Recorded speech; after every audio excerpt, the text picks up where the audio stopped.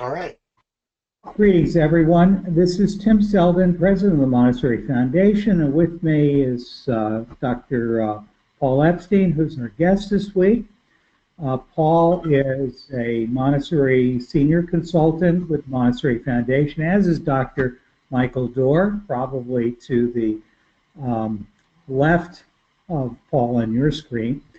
All of us and others work with the Montessori Foundation to help build strong Montessori schools around the world. We do keynotes, talks, we come and do professional development, teach courses, all kinds of different things. And I should mention that Dr. Epstein has been involved with Montessori adolescent education for a long time, and he is in the last stages of preparing to launch a brand new course under the International Montessori Council and their Center for Guided Montessori Studies on adolescent or secondary Montessori teacher education. And Paul, you'll be talking to us, I know, about that. Lastly, before I hand off to Paul and Michael and you with your questions, I want to remind you all that you can ask your questions in the panel on the right side of your screen that says go to Webinar Control Panel. Just type any question or comment that you have, and whenever we are able to come up for air, I'll read those questions to Paul, and we'll discuss those together. Also, just in case some of you never got into today's webcast and are listening to this later this week online, we apologize. We noticed in the last hour there's been quite a flurry of people registering, and I'm not sure why, but it looks like GoToMeeting did not send you your unique login credentials. You'll probably start getting that any day now, because normally you get it 3 or 4 times a week with reminders, but your login is unique to you. And unfortunately, we cannot sign you up. You have to sign yourself up, and you're the one who will have the unique link to be part of these webcasts. So for the next 3 weeks, Paul, you've offered to talk us through your thoughts about Montessori secondary education, which may be a little different from what some of the people out there have heard in presentations given by other wonderful Montessori adolescent specialists. And there are a number of people out there who do great work. Dr. Elizabeth Coe and her staff at the Houston Montessori Center, we want to acknowledge them. There's a branch of that operates in Chicago. There's the work that's done under the American Montessori Society as well in Cincinnati by Martha Donahue and the staff at University of Cincinnati, and the Center for, I don't remember the correct name of the full center. It's a great program that's been doing work for some years. And then, of course, the North American Montessori Teachers Association, which has been doing work for years out of Cleveland, as well as other centers that have been set up around the world. Paul, you represent yet another voice and a different perspective, and you and I have worked for a long time together on these kinds of issues. So without any further ado, let me hand this over to you and let you tell us what you want to share. Well, thank you, Tim. As always, I'm delighted to be part of this webinar. I also wish I had an opportunity to see the people who are currently attending or be with the folks who will listen to this later on. I am interested to receive their questions, though, Tim, and as the questions come in, I would prefer to have a conversation and a dialogue than straight up presentation and speaking on my part. But until you tell me there's a question, I'll just proceed. How does that sound? That sounds like a deal, and I'm monitoring, Paul. All right. So what everyone's looking at is a cover slide, third plane Montessori system for organizing our understanding of development through childhood and adolescence. And I'd like to remind everyone that the notion of plane for Maria Montessori is this idea of a rebirth, and that development is not continual in a straight line fashion, so to speak, but is rather cyclical. And these cycles are something that I'm going to illustrate in just a moment. For those of you who've worked with adolescents and have also worked with elementary or early child age children, I think you would readily agree with me. This really is an age that is a rebirth. And it just happens to be an age that I'm fascinated with, delighted by, thrilled with. Some of these students, they're almost, if you will, all grown up. But to borrow a title of a very insightful book from the 1980s by Dr. David Elkind, they're all grown up with no place to go. We're not going to address very much the lack of adolescent places to go in society. We'll focus instead on how we can prepare schools and learning environments for adolescents.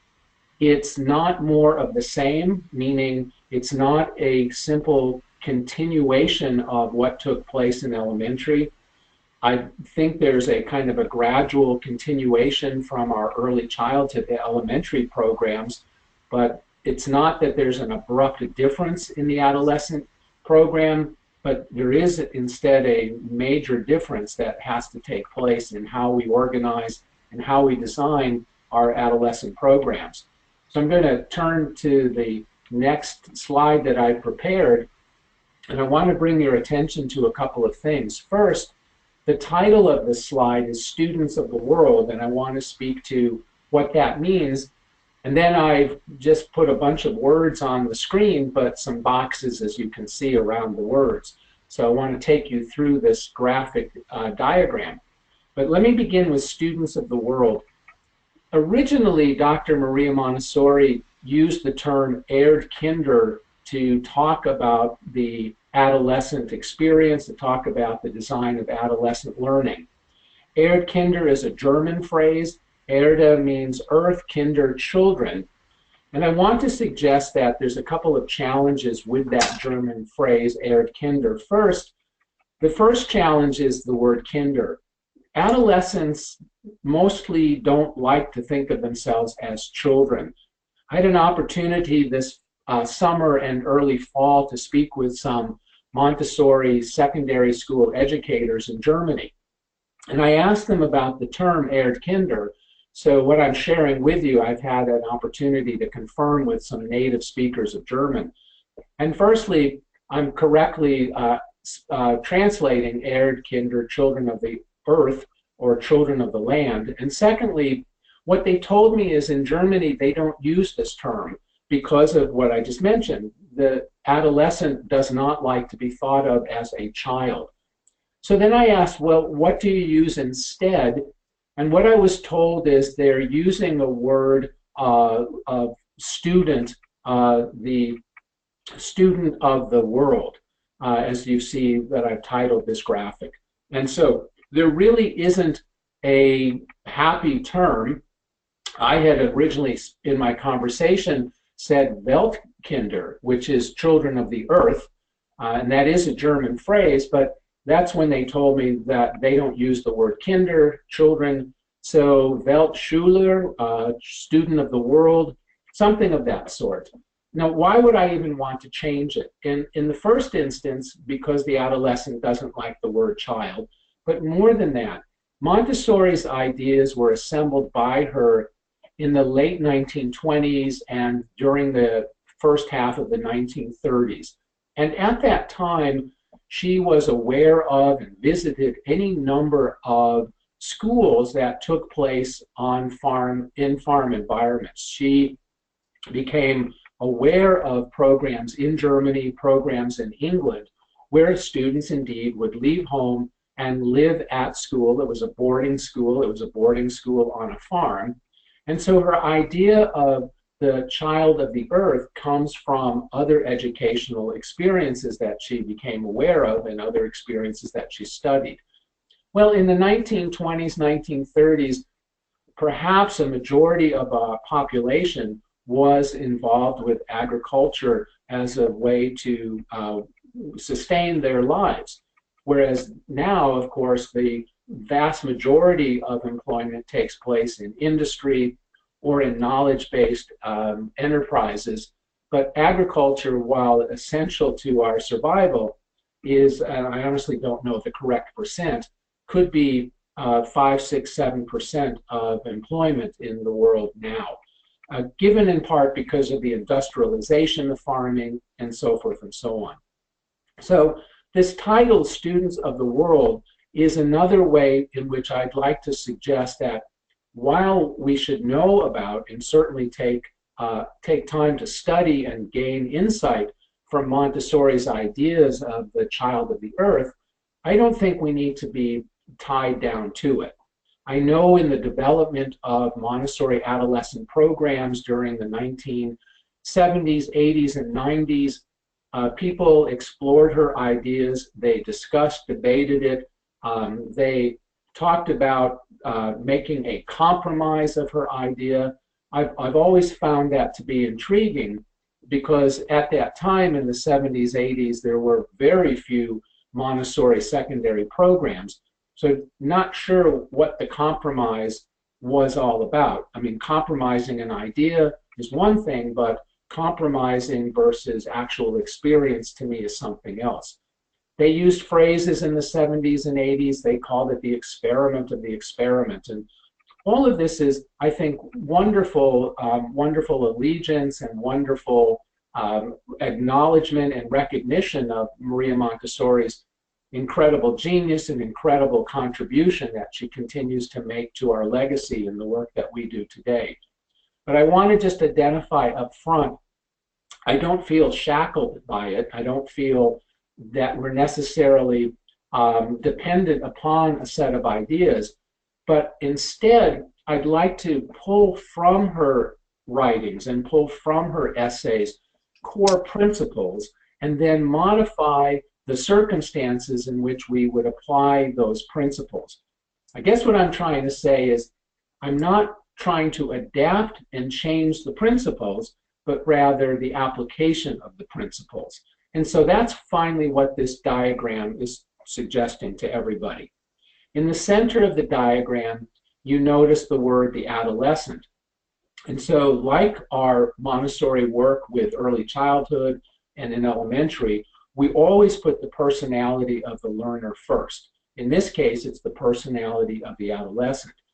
And among other qualities of adolescence, the community, the adolescent community, is essential to their growth and development. It's essential to their personality at this time of their life. And so I put that right there in the center of the diagram. And then below, I've written academic studies because certainly we're going to provide a school.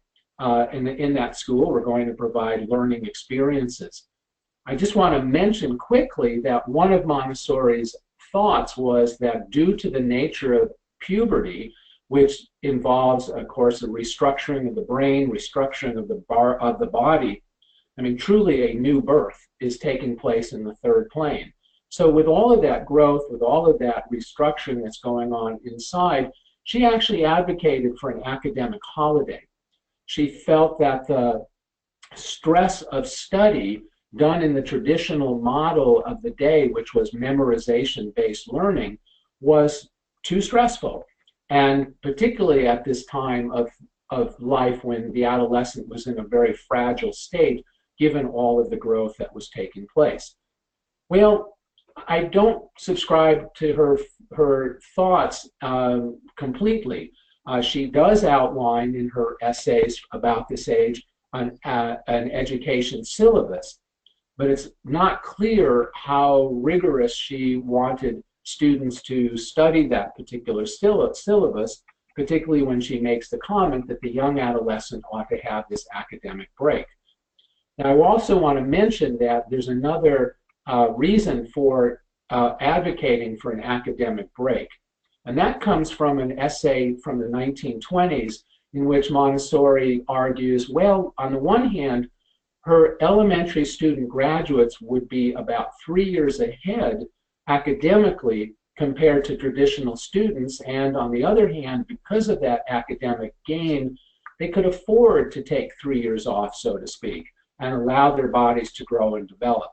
So where this interesting statement comes from in the Erdkinder essay about the adolescent break is her belief that her students were about 3 years ahead of traditional students, and so therefore they could take this academic holiday and allow their bodies to grow and develop, and then at age 15 go back to serious academic study.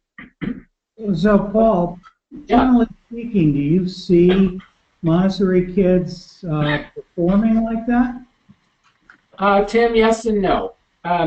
Yes, I do see when I've enrolled students for the first time into our 7th and 8th grade program who come from traditional school, I have seen that those students can be behind academically compared with our Montessori students.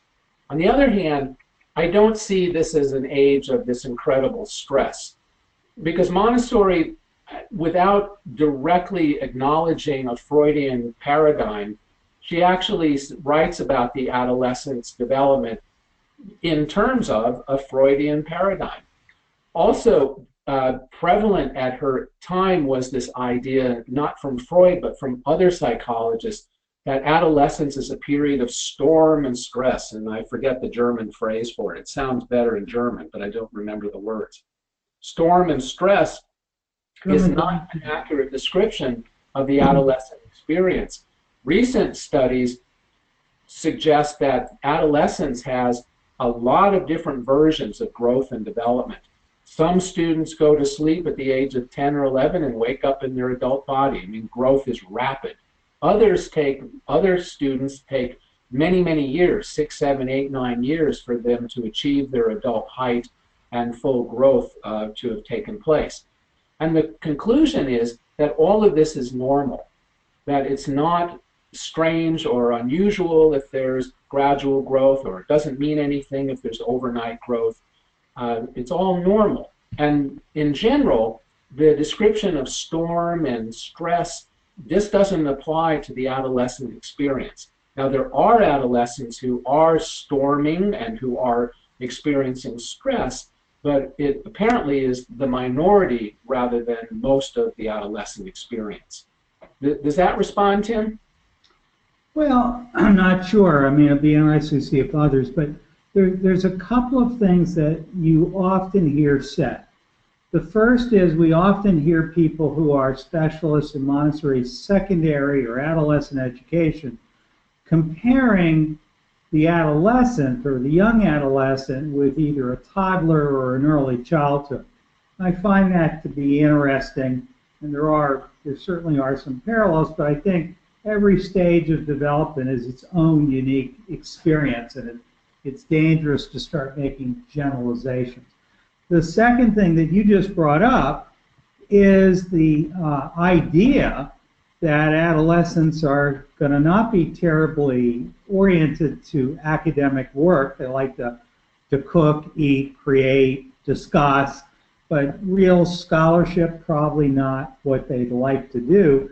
And that it won't matter that much because they're coming out of a program that has made them 2 or 3 years above what most children their age can do. And I always think those are two things that are worth taking a look at. Are we talking fantasy or are we talking about reality? I want to pitch in a couple ideas here too, Tim, if I can jump in before Paul, if I can just say something here, Paul. I think two of the things that are really important that Montessori brings to our attention, the first one that is gigantic in all of her writing is her background as a medical doctor. And so she's always looking at the physiological aspects of the human being as well as the cognitive, mental, schooling aspects. So Tim, you brought up a comparison to early childhood or toddlerhood, and I think the comparison has its roots in the idea that those are the two fastest planes of physical growth, and that it is the physical growth, she asserts in that book, the Erdkinder or pamphlet, it's the physical growth, I think, that is occupying the energies of the child at those two times, which is also why we don't have an academic program for the 0 to 6-year-old. We have the recognition that their development is in a different area. It's a physical development that is taking place there. The second fastest physical development in human life is during adolescence. So I think that has to go on into our understanding of Montessori. And the other thing I just wanted to say, Paul, is Sturm und Drang is what you're thinking of, I think. Thank you, Michael.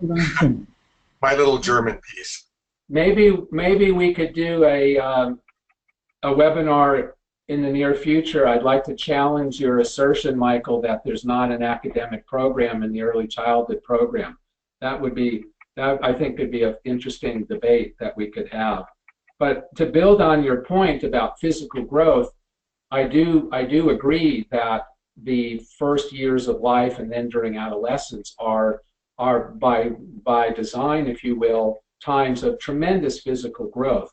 So, Tim, to go back to your comment, the assertion by Maria Montessori that her students were 3 years ahead of traditional students, well, she makes the claim without evidence. And so having said so doesn't necessarily make it so.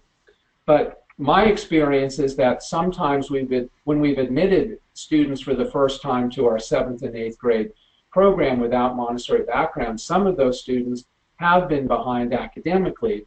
Some students we've admitted have not been behind academically. I also challenge the assertion that young adolescents prefer to just eat, sleep, and play. I've experienced any number of 7th and 8th graders who've grown up in Montessori or who've joined us for the first time who are excited about academics, who really are interested and want to learn more and can't wait to take on their next study, their next inquiry activity. I don't think of this as a time that needs an academic holiday. And I don't think of it as that being the case just from my own experience on the one hand, also as I try to keep up with research about the adolescent experience, the research is suggesting quite strongly that this is a time of tremendous learning, even though, of course, as Michael rightly reminds us, of the tremendous physical growth that's taking place. So what I'm advocating for is a prepared environment for the adolescent that has rigorous academic study, that we don't need to be afraid of it, we don't need to be backing away from it. But what we do have to do is organize academic study in a way that's appropriate for the growth and development of the adolescent. We don't approach academic work as if they were in elementary school, and we certainly don't approach it as if they are in graduate studies at the university. So we do it in a way that's specifically unique for the adolescent learner. The rest of the diagram... If I could just jump in, I always understood it this way. Every stage of development has tendencies and needs. Many schools, conventional schools, sort of ignore those tendencies and needs. And particularly with adolescents, there's a tendency in many schools, Montessori and otherwise, to sort of make assumptions about what kids are like. And some of it is overgeneralization. And some of it are statements that are simply not backed up by evidence. Even the evidence of our own eyes, we tend to kind of look at teenagers through lenses of our own creation. And the idea of these fundamental needs that most adolescents have, their tendency, what they seem to really be attempting to accomplish, their life mission at that stage in their life, what that suggests to me, for all the years I've been involved, is as you begin to meet those needs, they really begin to open up to be ready to do more and more to fulfill their potential. And that absolutely includes full intellectual and moral and idealistic and entrepreneurial engagement. Yep, I would agree. I would completely agree. The ways in which adolescents learn is just, to me, tremendous. It's exciting, and as we go further in this webinar and in the next couple of webinars, we can talk further about what what are the characteristics of adolescents as they engage in learning. They want to learn, they want to Do you understand. agree with the statement that there anything that young adolescents are in some ways like toddlers? Well, in the sense that, as Michael mentioned a moment ago, there's rapid growth during the first 3 years of life, and there's rapid growth during adolescence as well. And so there is that comparison.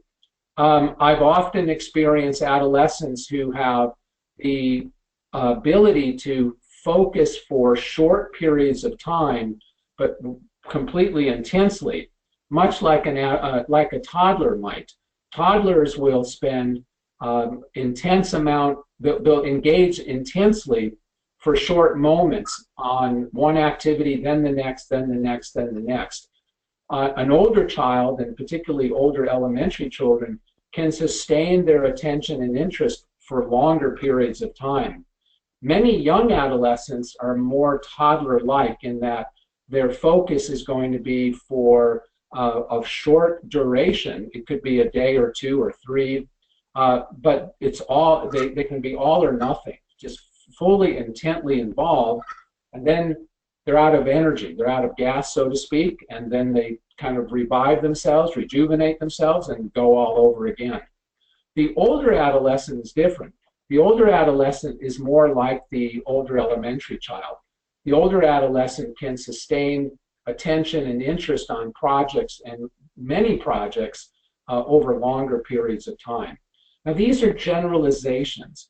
Just as there are toddlers who can occupy themselves with one activity for quite a long time, there are young adolescents who can also occupy themselves with one or more activities for quite a long, long time.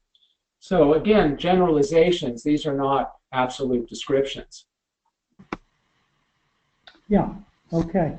I think the other thing that many of us have seen over the years with teenagers is they tend to have, well, sometimes poor impulse control, and they tend to be egocentric. They tend to focus on what they want when they want it, but they're also capable of being very idealistic and very generous. And again, I think it's dangerous to start making assumptions about kids because they're each a universe of one.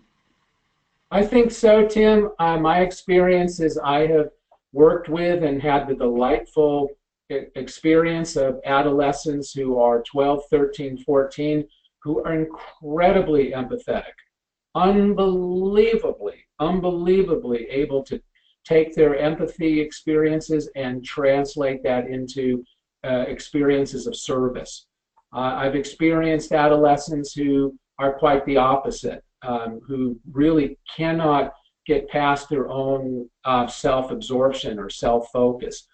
But in general, that kind of self-absorption and egocentrism is honestly a minority. It's not the majority experience of the young adolescent.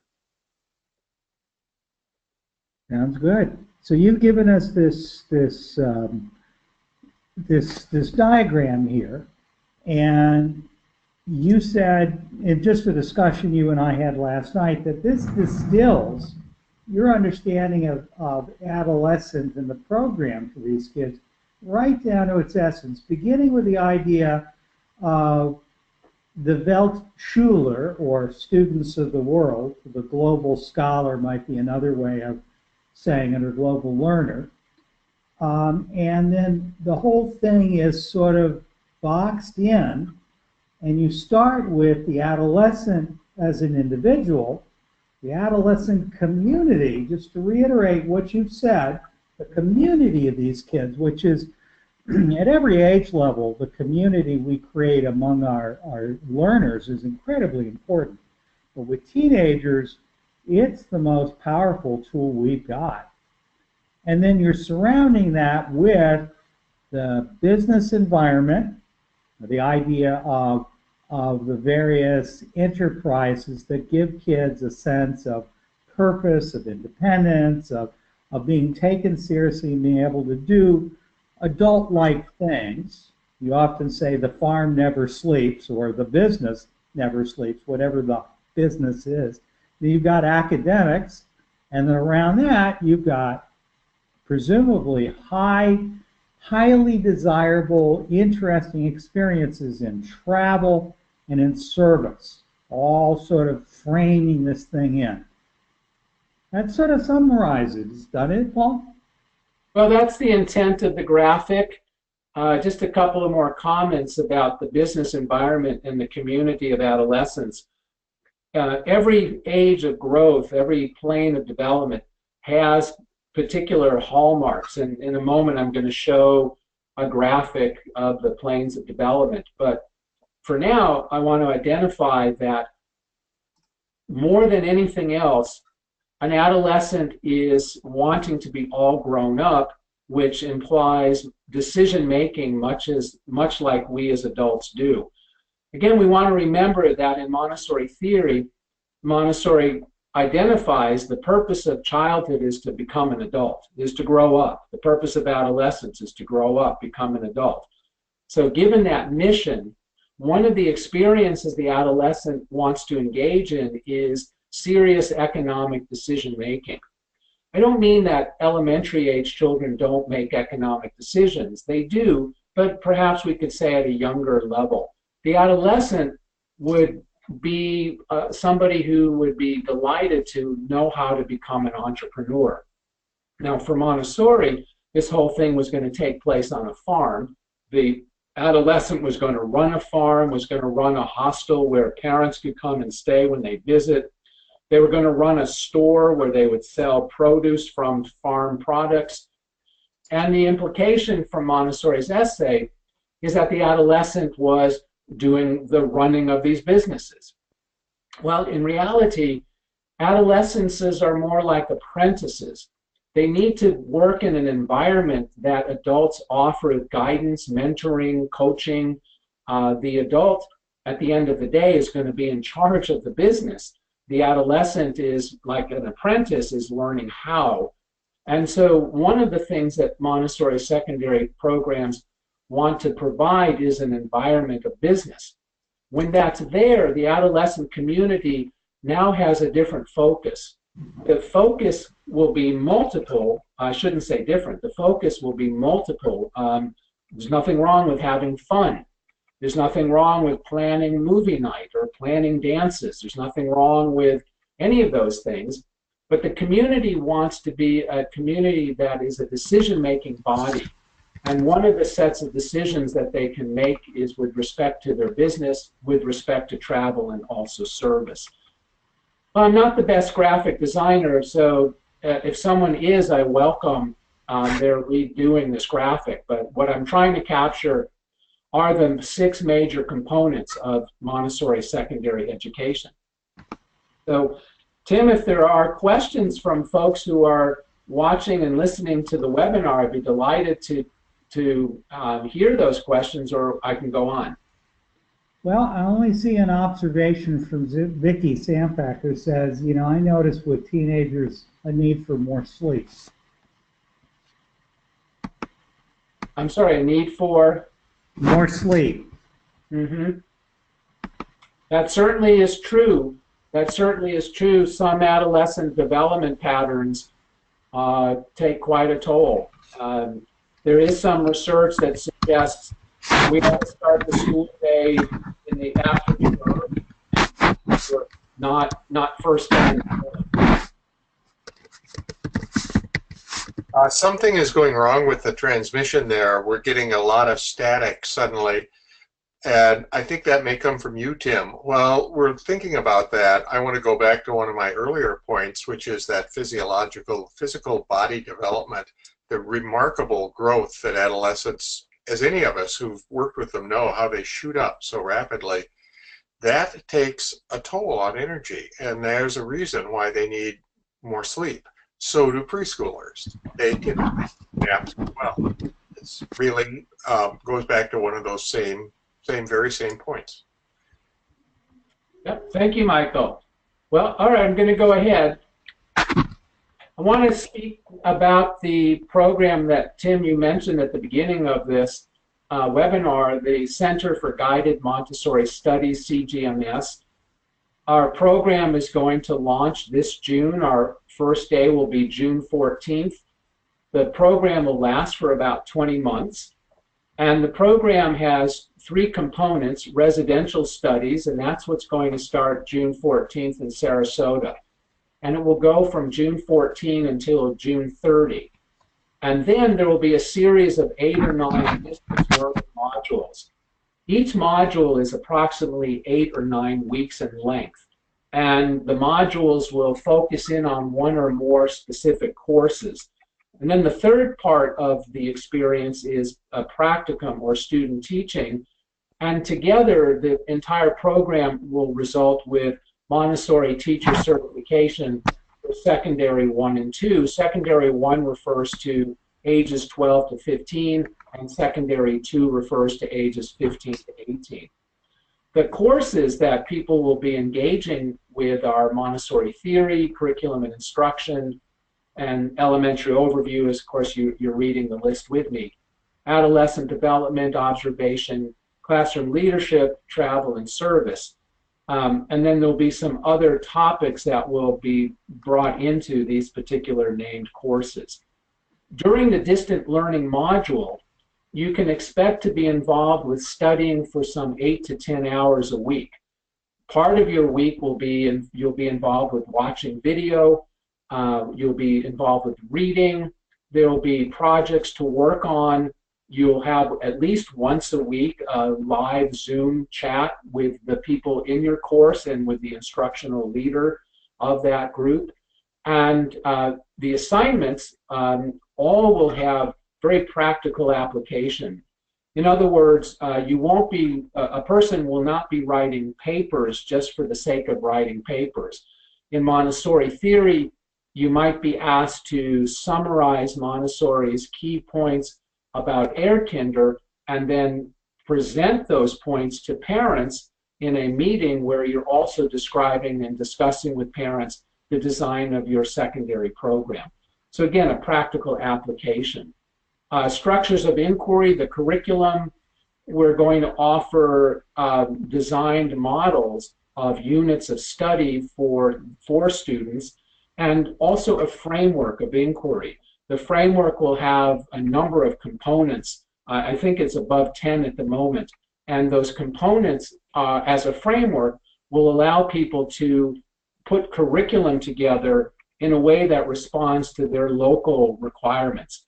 We expect that we'll have students from different parts of the world, so we can't dictate a curriculum because people coming from Europe or Africa or Asia will have different requirements than people who come from North or even South America.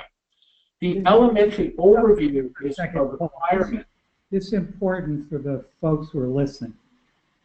With early childhood, toddler, and elementary, there is an assumption that most people in school leadership and classroom leadership have that there is a formal pre-planned course of study and you need to learn it and you get tested on it. Whereas with secondary, there are design principles of how we organize the program and the experiences, but the curriculum that actual schools will deliver will vary from country to country and from one school to the other. The existing teacher education programs are really divided up from the Houston Montessori model, which evolved many years ago, a very elegantly structured middle school program that's sort of a program in a box, and you get that and you can use that, you can modify it, but the advantage is it can. And a model that is promoted by the other training programs such as Cincinnati and Cleveland and will be promoted by us, which says, again, there are design principles and there are things we can use as points of reference that other schools have done, but we recognize that you as a school may be in a different situation because you're operating in Shanghai or Jakarta, or you could be in a small non-public Montessori school with just one class of 7th and 8th graders, or you could be in a large public Montessori school in Arizona and they have a totally different situation. And what we're trying to do is prepare people to be able to adapt to the situation in which they find themselves, and yet to understand the common threads that really make these programs work well. Yeah, thank you, Tim.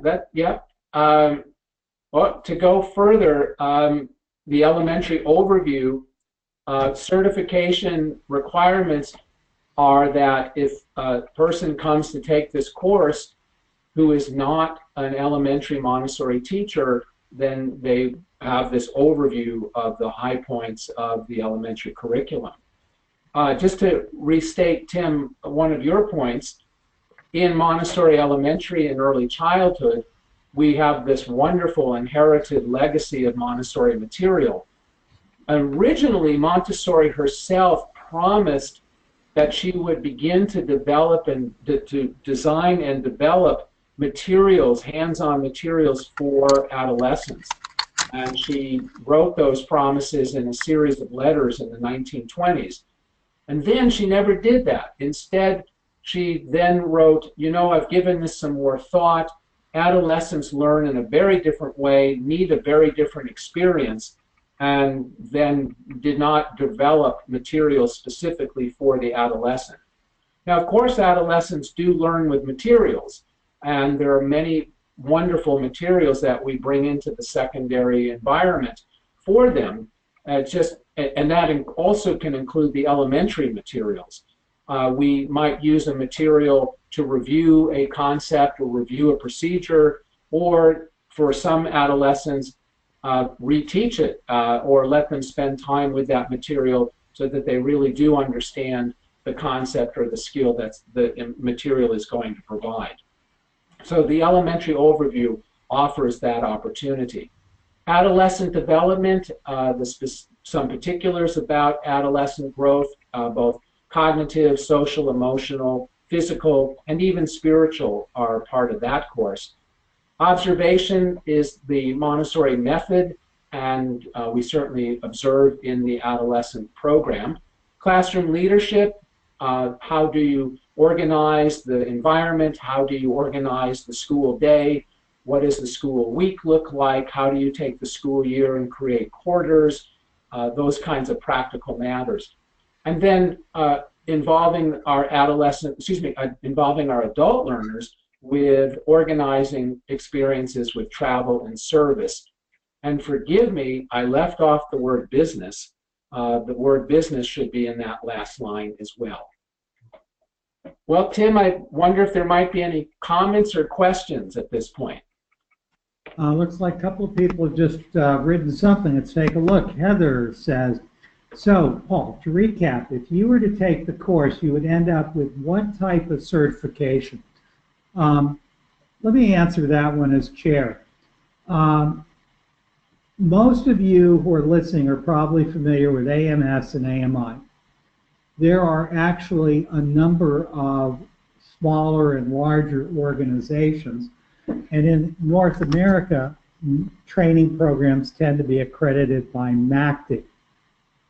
And that is increasingly the critical accreditation that you need. It's becoming accepted now in about half of the states. Now, there's AMS, American Montessori Society, there's AMI, Association Montessori International, and there's the IMC, International Montessori Council. The Montessori Foundation inspired the creation of the IMC. Some people call it the membership arm of the Montessori Foundation, which is bringing you this series of webcasts.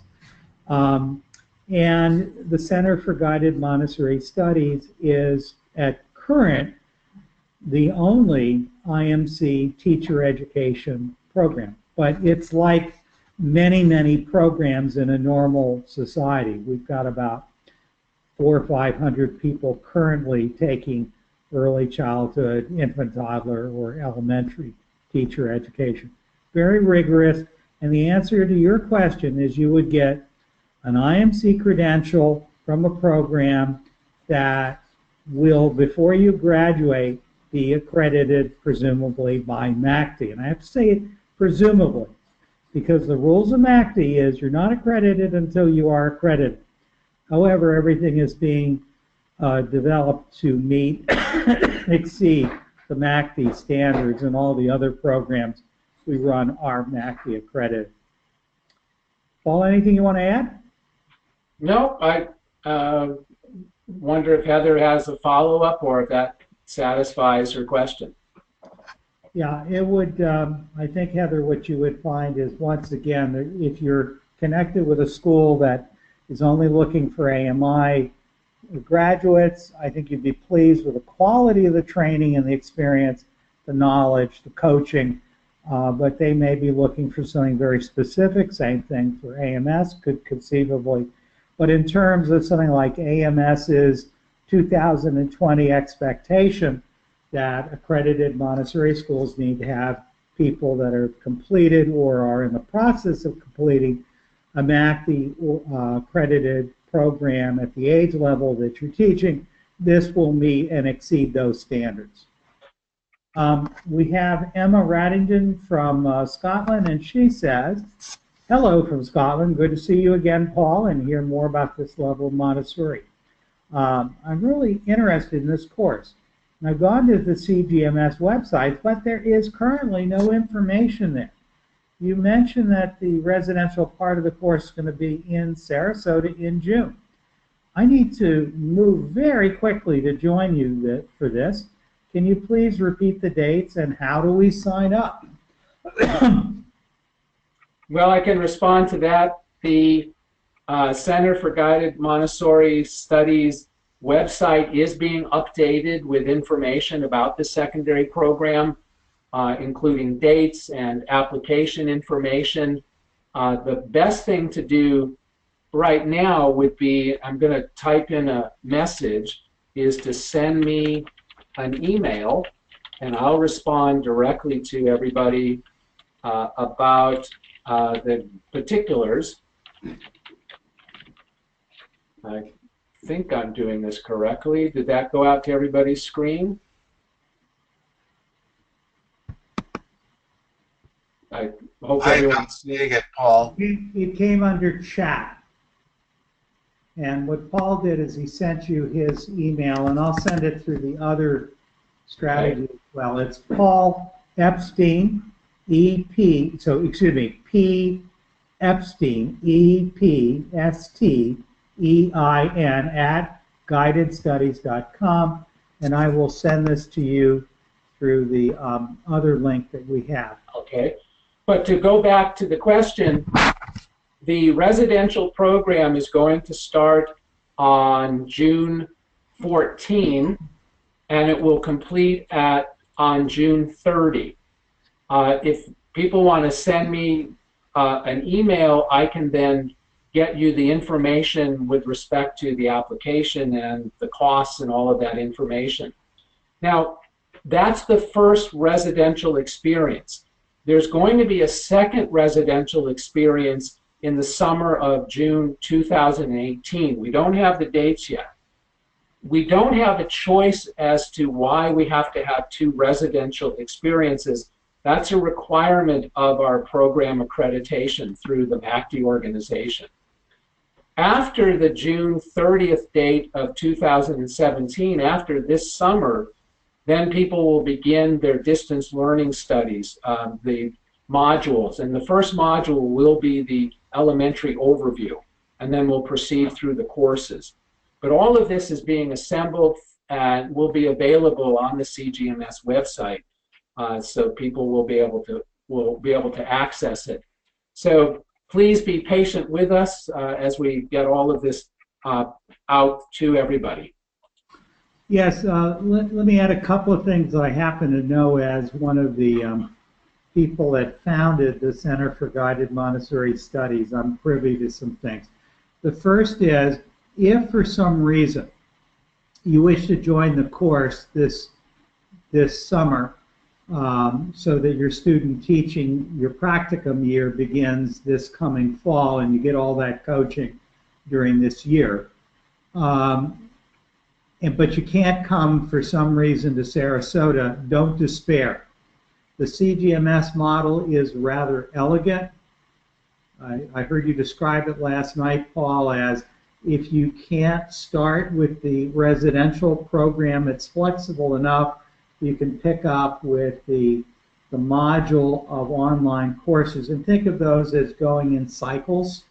So you can begin the learning online, and you can make up the first residential portions next summer.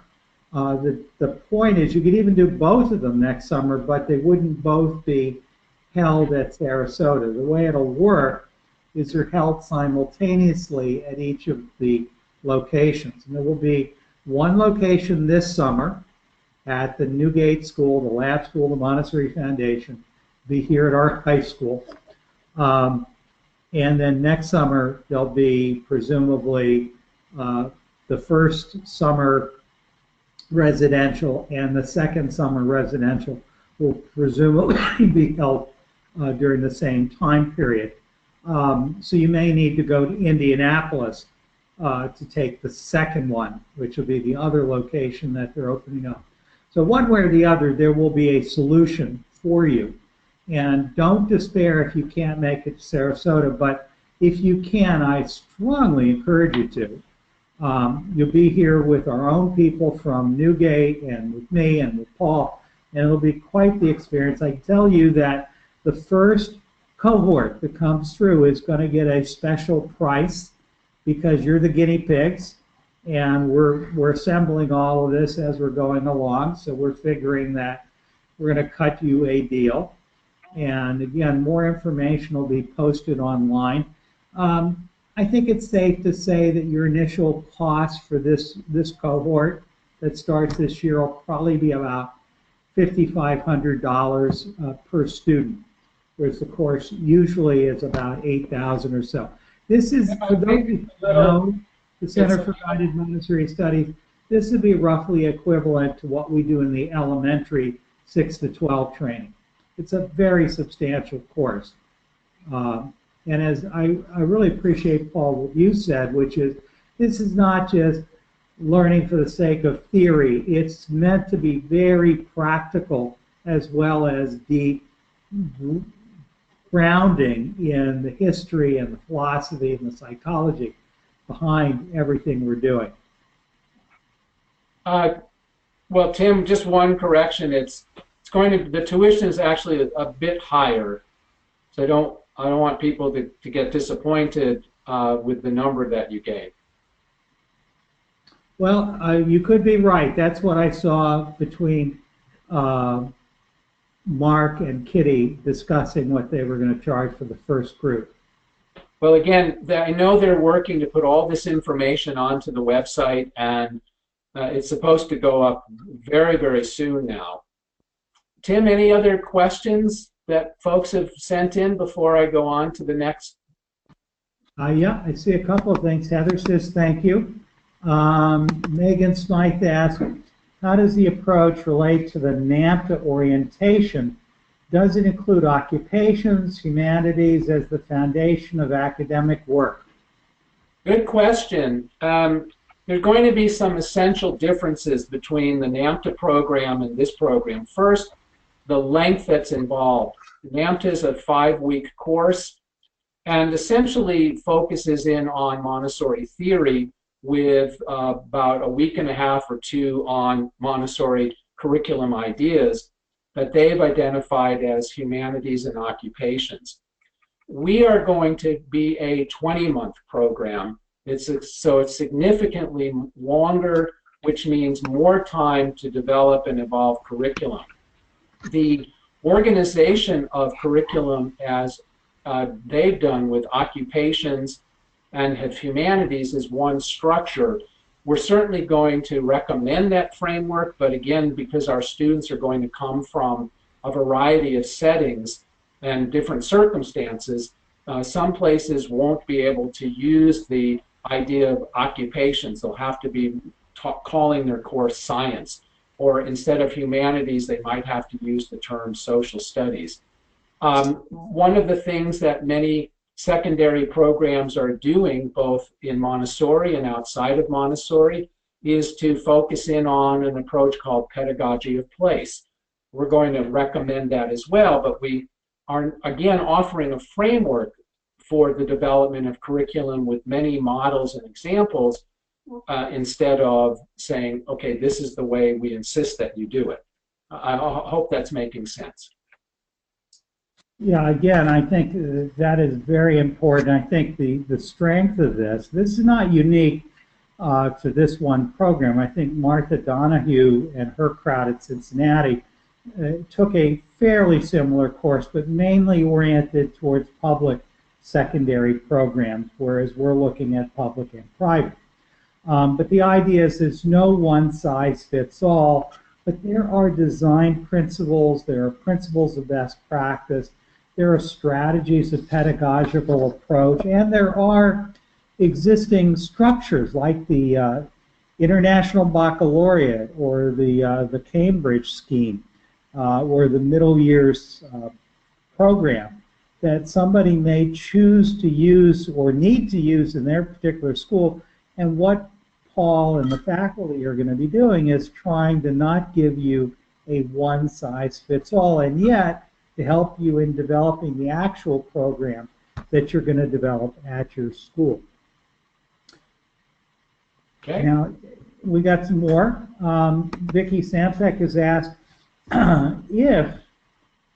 what if you're working at a school that does not have an adolescent program, or even the possibility of having one in the year that you take the course of the practicum? I'm very interested in this for the next chapter of life. Well, Vicki, I'll answer for myself. I'd say you take this course if you're interested just to learn it, and if you need to delay a practicum and audit the course, that would be perfectly legitimate. So, Paul, what are your own thoughts as Director of Studies for that new program? Well, that's correct, Tim. That's correct. We're going to welcome people who are coming from a variety of circumstances. People who come from schools that might be in existence already 12, 15 or more years, but then folks who are coming whose schools are just going to be starting the program either in 2017 in the fall or 2018, or as Vicki's question suggests, it could be even further into the future. But we can work with people individually to accommodate their program of learning based on the circumstances of their school. Absolutely. The next one's really interesting. This seems to be one of our Sarasota schools. Heather Angersall writes, Tim, I've met you before at Newgate to observe classes at campus, and I'd love to schedule a meeting with you to discuss several items in helping us to grow our Christian Montessori school in Sarasota. A couple of quick asides. One of my fellow graduates of Class 67 at Georgetown is Ed Fidello, who ended up becoming the head of the Christian Montessori Fellowship. Ed these days lives in El Salvador. He's a very dear friend, and he has Christian Montessori schools that he works with all over the world. We keep encouraging him to become a subchapter of the IMC. Heather, I'd be delighted to meet with you. I'm more than happy to help you to think through the development of your school, and if you don't already know Ed, I'll facilitate an introduction. I think another one of the schools that's online is a Christian Montessori school that I've worked with before with deep pleasure in Tulsa, Oklahoma, where Paul was just a week or so ago. And so that's another group we can put you in touch with that's working on the same issue. But Heather, please reach out. My cell phone, I think you know, is 941-914-4103. Happy to hear from you, not during the webcast, but happy to hear from you and be happy to set up the time. Emma says, will I melt in Sarasota in June? Yes. Well, that's an interesting question, Emma. You do come from a cold part of the world. Paul, you're the one who hates the heat. Will she melt in June? Well, Emma, if you melt, you're going to be in good company. We'll be melting with you. I don't know where you're from. I'm from Minnesota. Michael's in Minnesota. Florida is not my idea of a good time and a good place to be in June, but if there's any consolation, June is not August. And so we're melting is all relative. But, I think it's a wonderful time, Emma. This is not the rainy season yet. Pardon me, Michael? I'm saying it will seem hot to you, Emma. Having been there in the summer and coming from a northern clime, as Paul just indicated, yes, it is pretty warm. I'm spending this summer in Atlanta, and I'm already looking forward to having a really tough time with the heat, but such is life. Some people think it gets cold in Minnesota. I don't know where that myth began. Yeah, and remember, Emma, you're not going to be outside camping in tents. You're going to be in the Montessori Foundation's, lab school, and you've seen the building. It's nicely air conditioned and beautifully insulated. You'll be sitting there, drinking champagne and eating bonbons. You'll have a good time. Oh, is that the other thing to say is make sure everyone brings sweatshirts. I find the air conditioning in Florida to be cold. Yes. Yes, yes. It can be. So Minnesota's not cold, but Florida air conditioning can be. That's exactly right. Heather Angersall says, I am very interested in the possibility of taking this class. Big smile. Megan Smythe writes back, following up on my previous question, Paul, with an adolescent program that currently has 2 of 3 guides that are trained in the NAMTA course, I'm wondering how confusing it would be to send our 3rd guide to your program and how it could supplement our current program. Thank you for your information. I'm going to start by saying, Heather, the people at our lab school took the NAMTA course. I know Paul took the NAMTA course as well. I personally think you'd find that we're very respectful of the NAMTA orientation, but we're not trying to teach you to do the exact same thing. And I think it would enrich your program, but it would not be a one-size-fits-all. It'd be rather, how do you build on what you've already accomplished and make that more coherent? Paul? Yeah, let me add Tim to what you just said. Our intent is for programs, for people who come from existing programs, to go back and strengthen and further grow and develop those programs. So if you were to come and if you were to bring units of study that your school currently offers in occupations or currently offers in humanities, you'll have an opportunity to deepen and further the design of those programs. In particular, structures of inquiry, that one course, we're going to be going very deeply into how to design instruction where adolescents are deepening their development of understanding and thinking. The content that you can bring from your existing occupations, studies, or humanities studies is exactly what you'll want to work with as you then take a look at how to deepen it so that the learning experiences engage the adolescents more in the development of, as I just said, understanding and thinking. So there's an opportunity to deepen the rigor of the curriculum. We're not going to say, oh, well, glad that that's what you're doing at your school, why don't you set it aside? We want people instead to build on what they're already doing. So what I imagine is that you'll go back to your colleagues and you'll be able to offer them further curriculum development. Also remember, this is a 20-month course.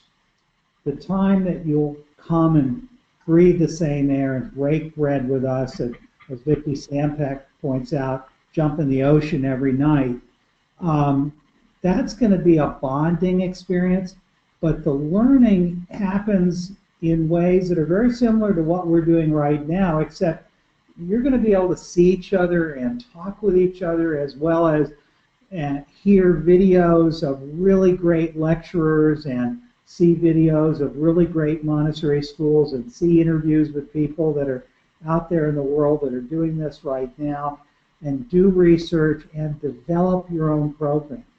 Think of this as a 2-year-long coaching experience, not just a week or so of coming each summer. That's the cherry on the top of the way the Center for Guided Montessori Studies works. I think you'll find it to be very deeply intelligent, very practical, and very much oriented to helping you find your own voice with your colleagues and with your own school.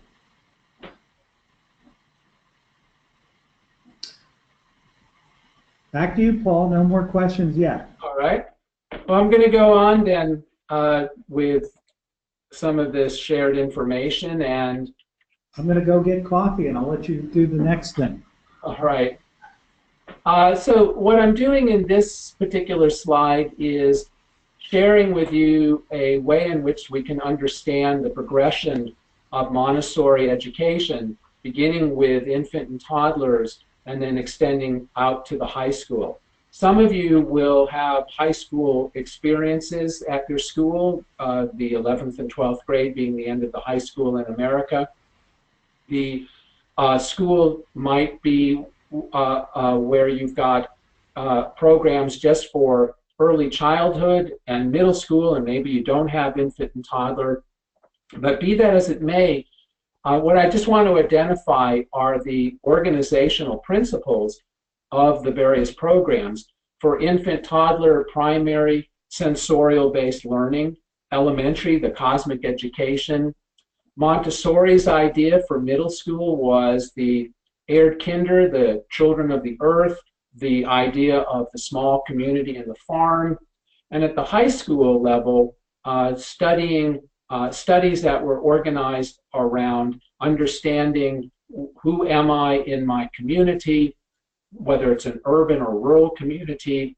The high school is a center for study, but also a center for international travel. Now, international travel can occur during the elementary years. I certainly have had that experience of taking 5th and 6th graders to other countries. Also international travel during the middle school year. So again, all I'm trying to suggest in this particular diagram is a progression that's trying to offer education based on the personality of the learner. Again, that's our Montessori approach. And as you may know about the Erdkinder, some summary comments that I'd like to share with you. You may know that what we're trying to do is broaden her concept of children of the earth to citizens of the world or students of the world.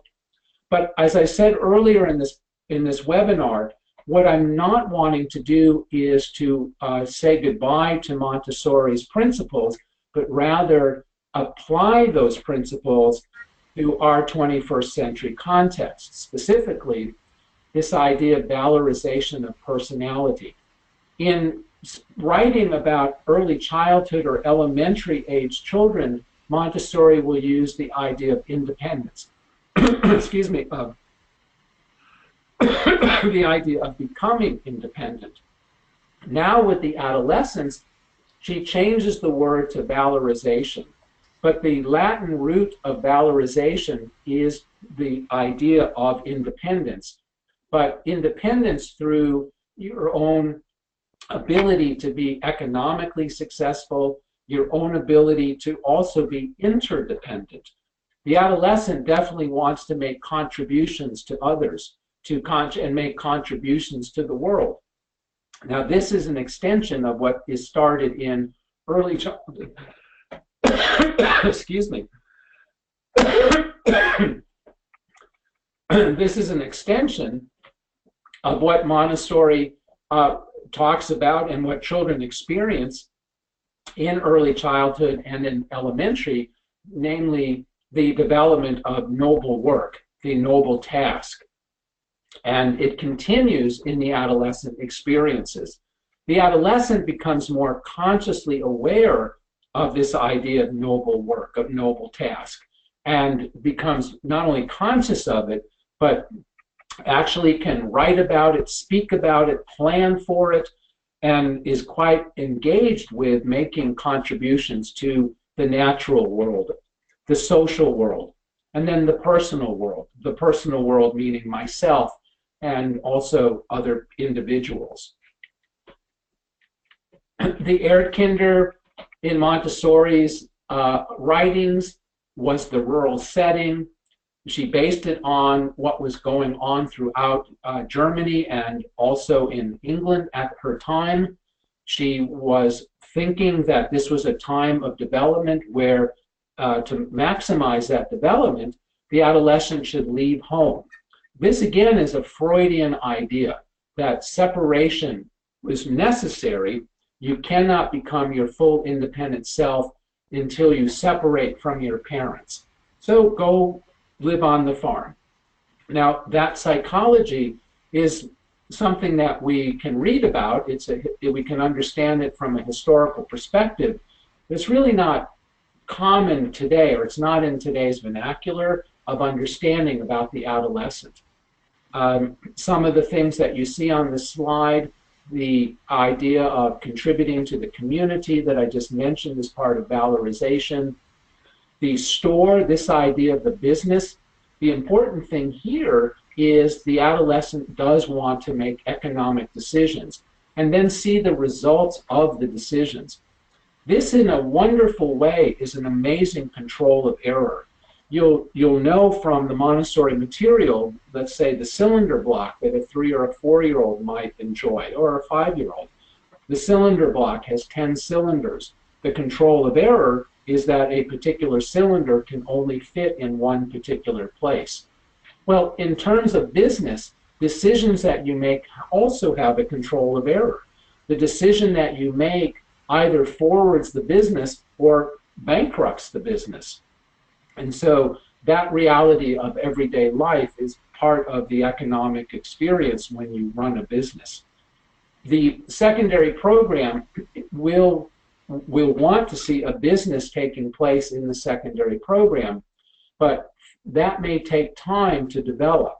In terms of if you're starting out for the first time and creating your adolescent program, you'll want to spend more of your time on adolescent studies and curriculum and gradually create the business environment.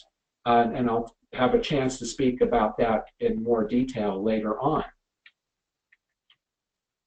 What I'm doing now in this slide is offering a grand summary to the Montessori's Erdkinder essay. The essay is divided into several parts when it comes to education. And she talks about self-expression, psychic development, and preparation for adult life. I'm not suggesting that we ignore her insights. What I'm suggesting is that we want to build on them. So the middle column are some of the specific topics or subjects that Montessori mentions in her essay that would be a way in which self-expression could be developed and take place.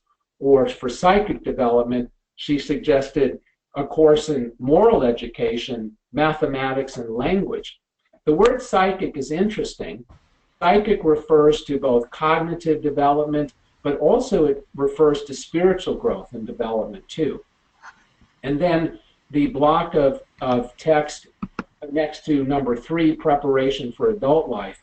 These were specific studies that Montessori outlines in the Erdkinder essay.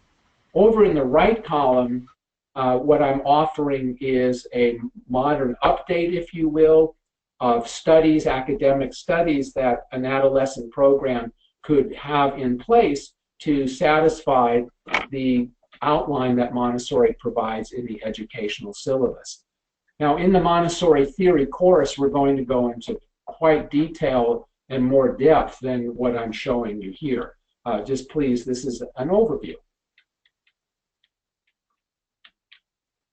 And now what you're looking at is a replication of Montessori's planes of development diagram. She saw 4 series of rebirths. The birth, the B, birth, over on the far left side, going down to age 3, back up to age 6. The childhood plane, ages 6 to 12. The adolescent plane, 12 to 18. And then adulthood, 18 to 24. What I'd like to mention is we can read this and see in children and adolescents today a lot of accuracy. In other words, Montessori really is captured well. I'm curious about adulthood, however. Recent things that I've read, recent publications that I've read, suggest that adulthood actually may be continuing into the early 30s. And those researchers are making the statement based on the growth of the brain. The growth of the brain is not complete yet until people get to their early 30s. On the other hand, other researchers are also documenting that the brain continues to grow after the age of 30. So it'd be interesting to wonder, as we understand adulthood, if we ought to make more 6-year cycles of different phases of adulthood. But be that as it may, let's focus our attention on the first three: early childhood, childhood, and adolescent. A couple of things to notice. Early childhood is split into two groups. You can see two triangles. Childhood has just one, and then adolescence has two again. And as Michael said over an hour ago, there's tremendous physical growth that takes place in the first plane, and also paralleled tremendous physical growth in the third plane. Childhood, ages 6 to 12, of course there's growth, but it's more gradual. It's more continual. An 11, 12-year-old is taller, is larger than a 6-year-old. Somewhere between the ages of 6 and 9, the child will lose the teeth and permanent teeth will grow in. So of course growth takes place during the second plane, but it's more gradual, more continual. Something interesting about the first and the third plane growth is that during the first months and perhaps year of life, growth is actually from the outside in. What I mean by that is when you watch babies, the fingers grow first and then the arm grows second. But during childhood, the arm grows more gradually and then the hand will grow. And so for childhood, it's from the inside out. But that pattern reverses again in the first part of adolescence. Once again, it's from the extremities in. So with an adolescent, the feet kind of go like this, and then the nose and the ears and the fingers. And young adolescents can be a little awkward in appearance, and they can be struggling to develop coordination as they have to reintegrate that body. So one of the things we do, of course, as Montessori educators is we take into account who the learner is, and so we do have to take into account adolescent growth. Well, I can add just a little bit more information to the diagram. The first plane of development, the preoccupation almost with independence, coordination, concentration, and self-discipline. Universally, I make that claim. I've not talked with every child of this age on the planet, but in my travels to many parts of the world, I hear in many languages and many cultures, young children saying, I can do it, that desire to be independent. And a secret of independence is the development of coordination, so the importance of movement. And when concentration occurs, what Montessori called that spiritual rebirth and reawakening, leading to that incredible self-discipline of the normalized child. All of this taking place in the first plane. Now, that doesn't go away, but the second plane child is adding some more, is focusing now on this wonderful imagination or wonderment. A reason for the cosmic curriculum includes satisfying this very hungry imagination of trying to understand the reasons for everything, as well as understanding justice in the world, moral right, moral wrong.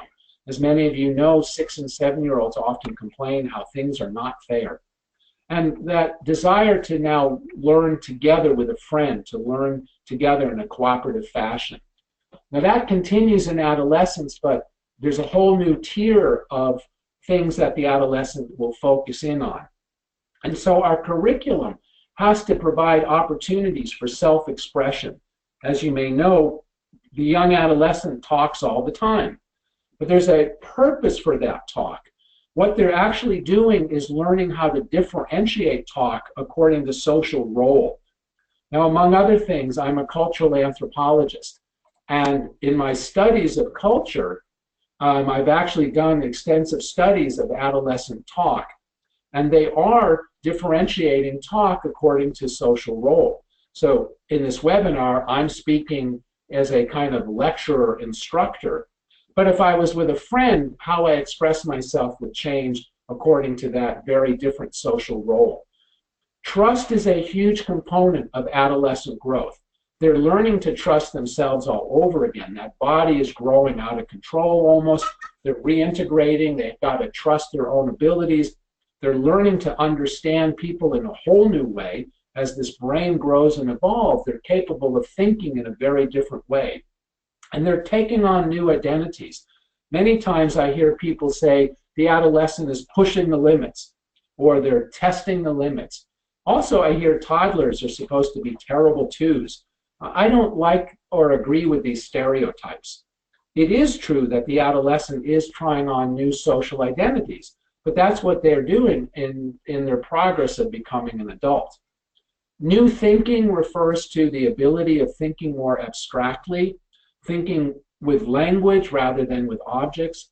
And finally, commitment and responsibility, I define that simply as giving and keeping your word. That's why the business is so terribly important. Business opportunities where you have to, you've made a commitment to the community that I'm going to do such and such a role, and I'm going to be responsible for such and such a thing. In the business environment, it's real, it's not an exercise. But they're also committing to their academic work and being responsible for their own learning, and so forth and so on. So this big overview of growth and development of the 3 stages from birth to age 18, we use this again and again and again to understand our adolescent learning experiences in the design of the business, in the design of the community, the academic studies, the travel, and the community service. Well, Tim, I want to pause and hope that there might be some questions or comments. Let's see if anyone else has done anything. No, nothing else has come in. Okay. I love the way you describe it, and I think most people just sort of take teenagers for granted. And again, there's a lot of mythology. Most of us, our memories of adolescence are colored by whatever we went through, and what we see in the media tends to come from sort of stylized messaging from movies and so forth. And I think teenagers they're people, and they're going through their own things, and I really appreciate the value, just as with the infant toddler or assistance to infancy program, people who really take this course, the 12 to 18, and I don't believe, by the way, in separating it middle school and high school. To me, it's one continuum. You come away with a very different sense of what's going on with the young people in your life, and that includes kids that are finishing up high school and kids that are in their early years of university. Understanding how do they find their own voice, how do they find their own balance out there in the world, and what is it that teaches them the habits of mind and the habits of everyday action that produce the kind of men and women we hope our children will become. Anyway, we really do invite all you to jump in. I've got a couple of things that have come in. Sorry for the coughing. I'm trying to use tea to tamp this down. Paul, it was nice to briefly meet with you again in Warsaw last month, and I look forward to talking to you more about this at the Warsaw Conference in April. It's very interesting to me, but I have no idea in which country of Europe I'll end up next year. Just tonight I was on Skype with a school in Valencia, Spain, that would like to have an adolescent program developed within the next few years. We're hearing this all over the world. More and more schools want to move into adolescence. Paul and I spent a couple of hours last night with school in Hong Kong that's looking ahead at doing this. I want to be ready when the time comes, Vicki says. to help these schools that want to grow in this way, but mostly I just like to learn. Being a Montessorian is a lifelong profession for the teacher as well as the student, isn't it? How can you disagree with it? I do look forward to, go ahead, Paul. By the way, we're not seeing your web camera, Paul. Pardon me? We're not seeing your web camera. No, it's not there. Uh-oh. Forgive me, I feel like Here I am. Okay, hi. There you are, yes. Reggie, Sarasota. can you No, repeat again who sent in those wonderful comments from Poland? Who was the person? it's Vicky Sampek. You saw her last Vicky. month. Well, hi, Vicky. I know we can't directly see one another at the moment, but I look forward to talking with you again in April. I'm excited that you may find yourself in Spain or somewhere else, but I hope you'll consider getting involved with the course. One of the things that we're going to do at the conference in April, one of the keynotes will be a presentation by the Warsaw Montessori School, who just opened the 7th and 8th grade program this fall. I had a wonderful 3 weeks with them in the summer helping them to get ready. So I'm looking forward to celebrating with them as they are almost finishing their first school year. Wonderful, exciting things are taking place. There are 2 other programs in Warsaw that I hope will participate in the breakout session we're going to do on Montessori Secondary at the conference. Paul, Diana Dmitriev says, Dear Paul, could you explain the different role of language in adolescence a little bit in greater depth? On the one hand, it's part of self-expression. On the other hand, it's seen as part of the child's psychic development. So I'm not 100% sure what is meant by the child's psychic development. If you mean literally that the idea that language in humans is used in part to construct the brain, but at the same time the construction of the brain makes available our ability to engage with language, it's very difficult to then separate the growth of the brain. If by psychic you mean cognitive growth, it's very difficult to separate brain development from language. Language development is coterminous with brain development, or vice versa, if that's what you mean. But at the same time, the language arts program during the secondary years can be quite thrilling. How do authors express different human situations throughout history? How do authors express the human experience currently? How do I, as an adolescent learner, develop my own skills in written expression, oral expression? And, I'm speaking in a general way, but I think that's what the question implies. Thanks, Paul. Diana, please jump in if you have any other comments. Paul, our friend Pat Gear has written you this. She says, my experience of adolescence is that a key element of their program needs to be authentic, real experience. They engage much more easily if they're asking them to do things that are real. How does that fit into your vision, Paul? It fits in directly. Let me take us back a few slides to this list of courses, and specifically the structures of inquiry course. So in the first place, well, actually, let me pause a second. I want to go back to actually this one. In the academic studies, the adolescent learner could be involved in the following way. Excuse me, I'm trying to get the camera to turn back on. There I am. The old traditional way, I shouldn't have said old because, excuse me, again, many adolescent programs are still memorization based. I don't mean Montessori programs, but traditional. In a memorization based study, as you know from your own experience, we give back to the teacher exactly what they've told us, and we give it back in the way they told it to us. What we want to do in inquiry-based learning is offer authentic, real learning experiences.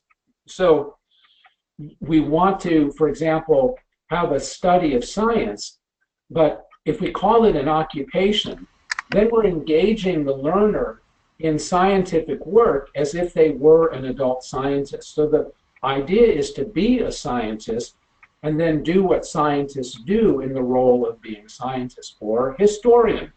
Not just study historical dates to give back, but rather work as a historian in a real historical activity. So in humanities, one way to organize that might be a study of a place, your particular location for your school. What was the land used for before the school was there, and how did the school building get to be there, and so forth and so on. And again, the idea is authentic study, authentic work, as if you were not a student in a middle or high school, but rather you were an adult in that profession. You want to be an author, not learn how to do grammar. Real work occurs with service. Real work occurs with business. And so all of this influences what takes place in the adolescent community. The adolescent community engages in those real activities, making decisions about them. Decisions about resources, decisions about time, so forth and so on. So the real aspect is quite exciting. And as I mentioned earlier, it gives the whole thing an ultimate control of error. The idea of being in contact with the supreme reality of everyday life, as Montessori phrased it. Well, Tim, I'm wondering how much the time is. It's after 2:30 your time. It is indeed. We have a few more questions, and we can, if you've got a moment or two, we can finish them up. Okay. Mary Bixler is asking, some schools use the International Baccalaureate program as a complement to Montessori for older children. Are you familiar with this, Paul?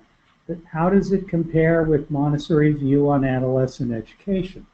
Well, thank you for that question. I've spent the last 7 years developing, designing, and implementing a Montessori middle school IB program.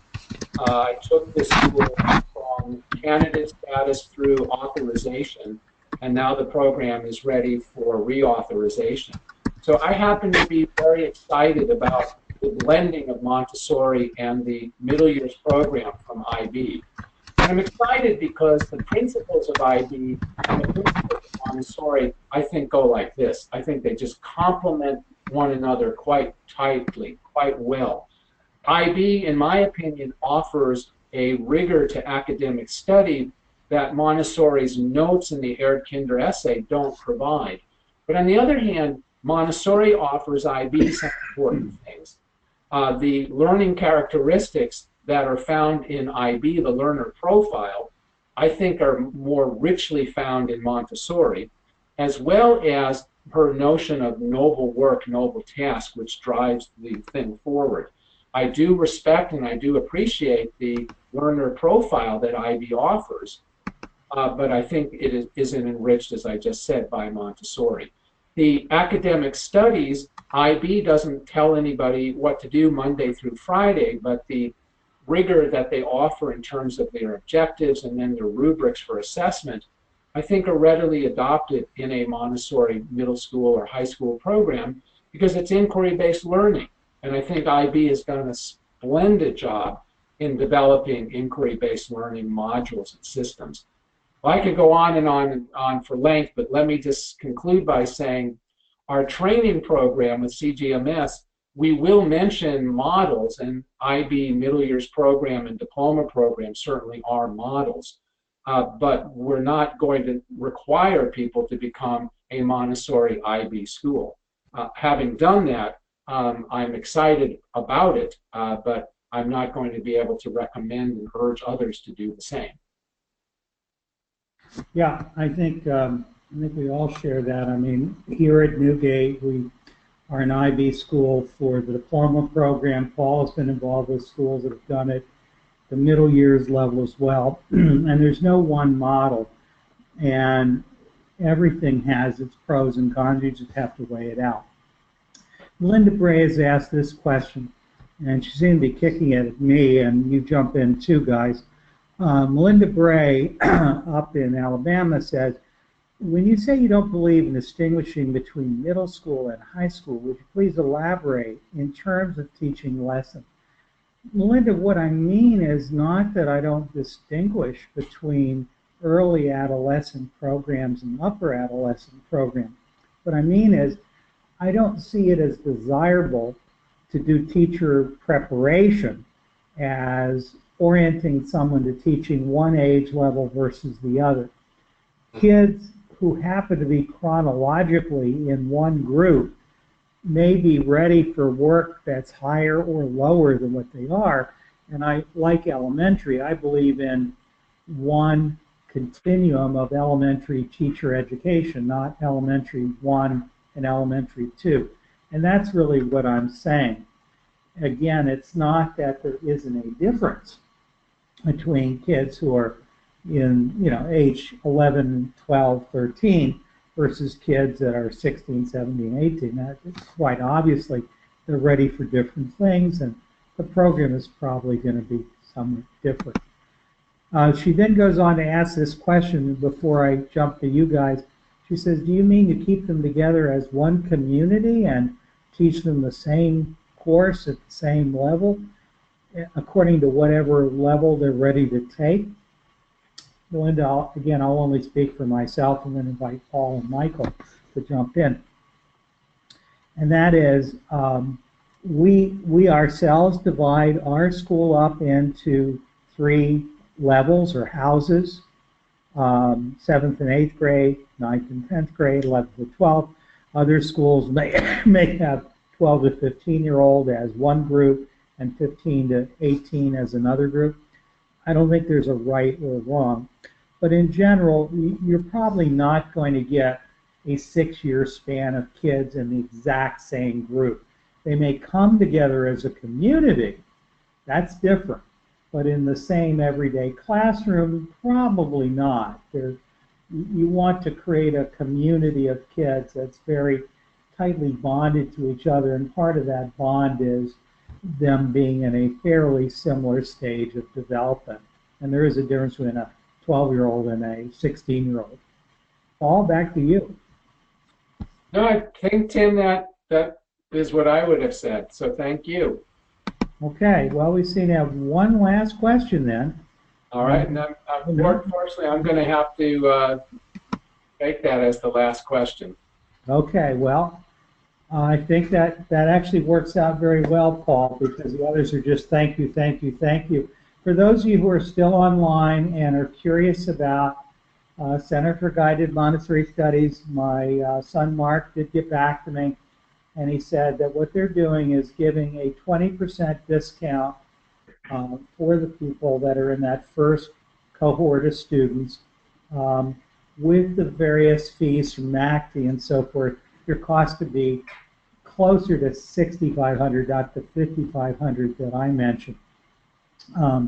He also said that the person to speak to about the program is Dr. Paul Epstein. So again, really encourage you, if you're interested in this, reach out to Paul. If you want, reach out to me. I am not directly on the faculty of the program, but I'm sort of the person that's nudged both CGMS and Paul to really put this on the front burner, and I'm so proud and pleased that it's happening. So again, this is the first of a 3-part series. And for those of you who were not able to log in live, I will be sending you all a link to today's session. Normally, these recordings are held in the IMC member library, or IMC, International Montessori Council, our professional society connected to the foundation. So I think that's it. Paul, thank you so much for this week. Michael Dorr, thank you. Thank you, Tim. Thanks, Paul. Thank you, Michael. Great session. I really enjoyed it.